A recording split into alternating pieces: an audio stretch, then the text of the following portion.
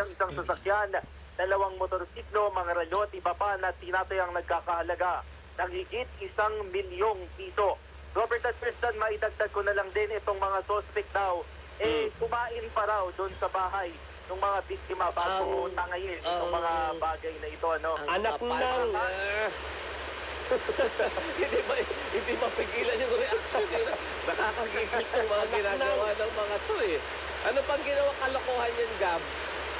Oo, tumakas itong mga suspect na ito, no, sakay ng isang puting MPV na nirentahan lamang. Naharang naman yung isang sasakyan na kanilang pinalitan doon sa Nitec Commonwealth Avenue at naaresto ang driver nito na inaya lang daw umanong magmaneho ng mga suspect. Nakuha sa sasakyan ang ilang ari-ari ang ninakaw at isang hindi lisensadong baril.